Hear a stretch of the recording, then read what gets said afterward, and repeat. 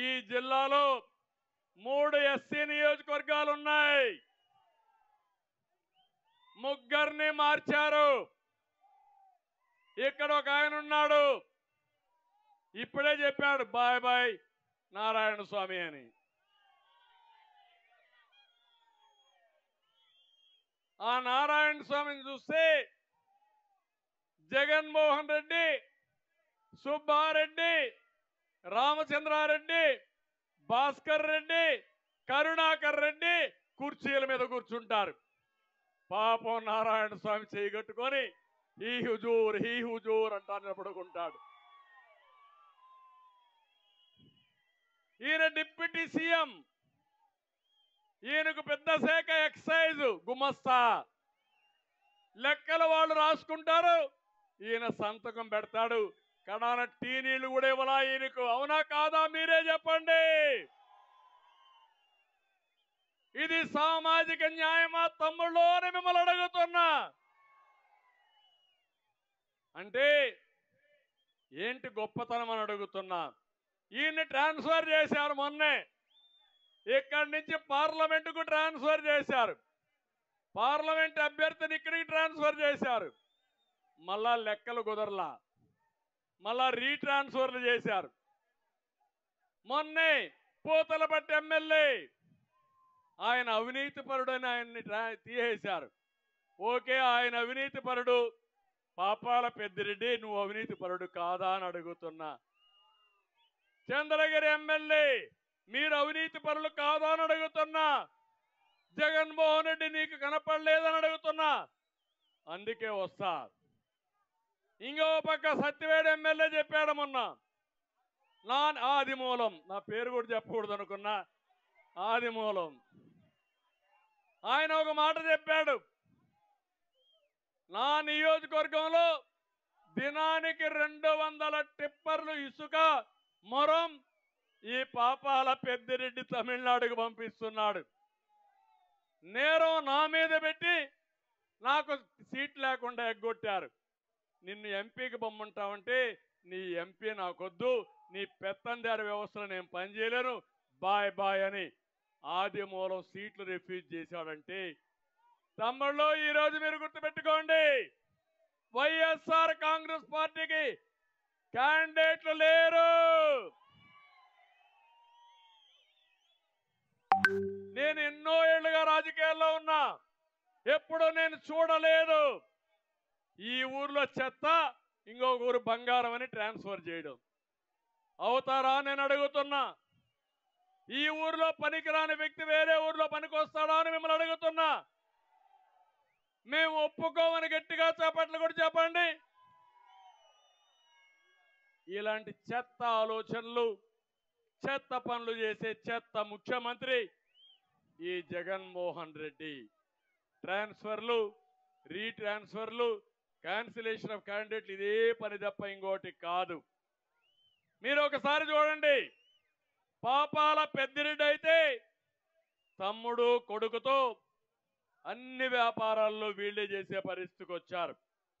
ఇంకో పక్క ఆవులాపల్లి రిజర్వాయర్ అవసరం లేని దాన్ని కట్టి 600 కోట్ల రూపాయలు అడ్వాన్స్ తీసుకుని ప్రభుత్వానికి పంగనామాలు పెట్టే పరిస్థితికి వచ్చారు.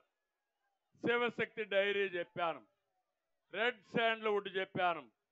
ఇక్కడే అయ్యప్ప లేఅవుట్లో మొన్న మీరు చూశారు, 15-20 కోట్ల రూపాయలు దొంగలు బందిపోట్లు దొంగిలించకపోతే మాట్లాడకుండా వదిలిపెట్టిన వ్యక్తి వీళ్ళని చెప్పి నేను మీకు తెలియజేస్తున్నా.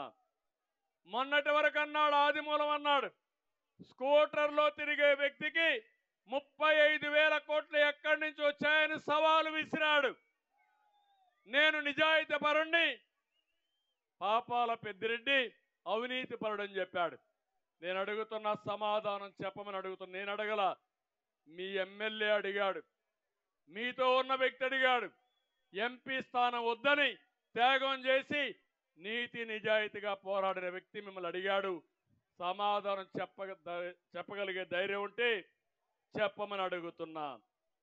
ఇంకో పక్క ఈరోజు నేను ఒకటే చెప్తున్నాను, ఇక్కడ జీడి నెల్లూరులో ఇప్పుడే చెప్పాను, మీరు ఎట్టి పరిస్థితుల్లో ఇలాంటి అసమర్థతలు కాకుండా థామస్ లాంటి వ్యక్తి ఇక్కడ ప్రజాప్రతినిధిగా ఉండాలి.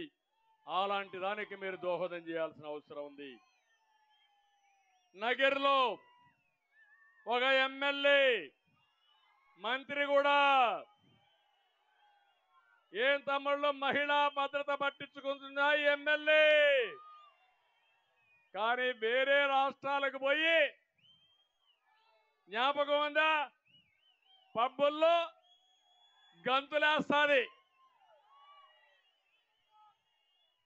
అంటే ఒక మంత్రిగా హూందాతనం కూడా లేని వ్యక్తులు వీళ్ళంతా అవునా కాదా అని మిమ్మల్ని అడుగుతున్నా. ఇంకో పక్కన మీరు చూస్తే మున్సిపల్ వైస్ చైర్మన్ ఇస్తామని 70 లక్షల రూపాయలు తీసుకున్నారని వాళ్ళ కార్యకర్తే చెప్పారు. నేను అడుగుతున్నా, దీనికి సమాధానం చెప్పమని. చెప్పే ధైర్యం ఉందా అని మీకు అడుగుతున్నా. 4 ఎమ్మెల్యేలు నగిరిలో మొత్తం వాటాలు వేసుకుని నగిరిని ఖాళీ చేసే పరిస్థితికి వచ్చారు. అది ఈరోజు అక్కడ ఉండే పరిస్థితి. అదే మరి ఇంకో పక్క చంద్రగిరి దొంగ ఓట్లకు బ్రాండ్ అంబాసిడర్.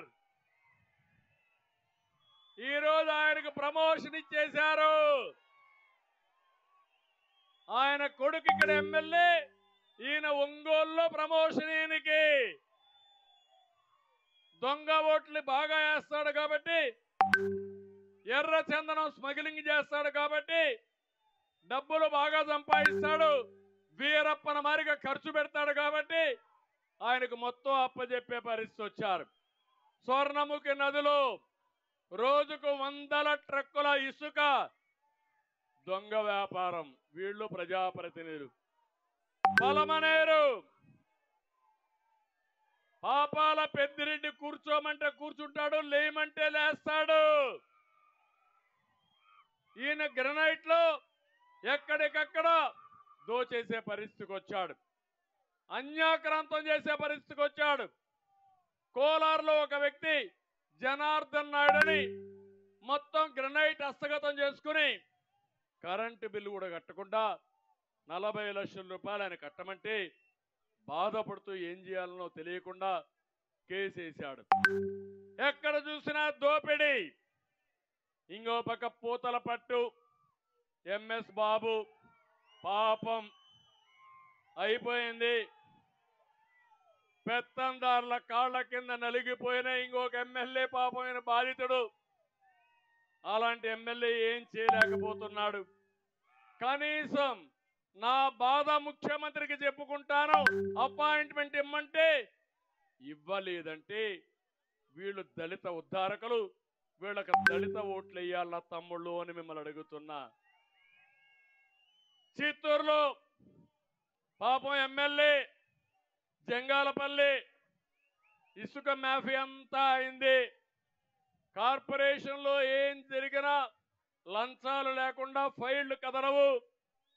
ఆయన ఎమ్మెల్యే అన్న కొడుకే మొత్తం చేశాడు. నువ్వు పనికిరావు, నీ చీటీ చిరిగిపోయింది, నువ్వు లాభం లేదని ఇంకా సమర్థుడు, ఇంకా పెద్ద దొంగని ఎంపిక చేసుకున్నావని స్మగలర్ని, రెడ్ శాండల్వుడ్ స్మగలర్ని, ఇంటర్నేషనల్ స్మగలర్ని ఎంపిక చేశారు. బాధ అనిపించదా మీకు? వాళ్ళ మీద మేమే పోరాడాలనా? మీరు కూడా కాదా ప్రజల్ని? ఇది ప్రజా సమస్య అవునా కాదా? రేపు ఇలాంటి స్మగ్లర్స్ తో మీరు మాట్లాడగలుగుతారా అని మిమ్మల్ని అడుగుతున్నా. మీరెవరన్నా ప్రశ్నించే శక్తి మీకు ఉంటుందా అని అడుగుతున్నా. మొత్తం జిల్లా పార్టీని ఈ ఇంటర్నేషనల్ స్మగ్లర్ రన్ చేస్తున్నాడు. అంటే ఎక్కడ రష్యన్ ఉందో నాకైతే అర్థం కావడం లేదు. కుప్పంలో కూడా ఈ పాపాల పెద్దిరెడ్డి వచ్చి ఇష్ట ప్రకారం మాట్లాడుతున్నాడు. పులివెందల్లోనే ఫీజు కాలిపోయింది మీ నాయకుడికి.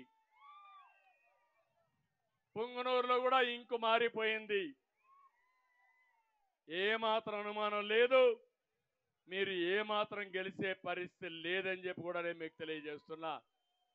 ఈ సందర్భంగా ఇలాంటి అసమర్థుల్ని, వసూల రాజాల్ని, స్మగ్లర్ల్ని మొత్తం దగా చేసే వ్యక్తికి ఓట్లేస్తారా అని మిమ్మల్ని అడుగుతున్నా. ఎంపిక చేస్తారా అని మిమ్మల్ని అడుగుతున్నా. గట్టిగా చప్పట్లు కొట్టి వీళ్ళని ఇంటికి పంపిస్తామని గట్టిగా చెప్పాలి. నాకు అనుమానం లేదు, తెలుగుదేశం జనసేన గాలి ఉధృతంగా వీస్తా ఉంది. ఇది ప్రభంజనంగా మారుతుంది. రేపు రాబోయే రోజుల్లో ఈ ఉధృతానికి వైఎస్ఆర్ కాంగ్రెస్ పార్టీ ఫ్యాన్ అయితే గిరగలలాడి రెక్కలన్నీ ఇరిగిపోయి చిత్తు చిత్తు అయిపోయి 2024 తర్వాత కనుమరుగు కావడం ఖాయం అని చెప్పి కూడా నేను మీకు తెలియజేస్తున్నా. ఈ జిల్లాకు ఒకటే హామీ ఇస్తున్నా. ఈ జిల్లా బిడ్డగా, ఇక్కడ పుట్టిన వ్యక్తిగా ఒకటే హామీ ఇస్తున్నా. హంద్రి నీవా పూర్తి చేస్తాం. కృష్ణాపురం రిజర్వాయర్కి నీళ్లు తీసుకొస్తాం.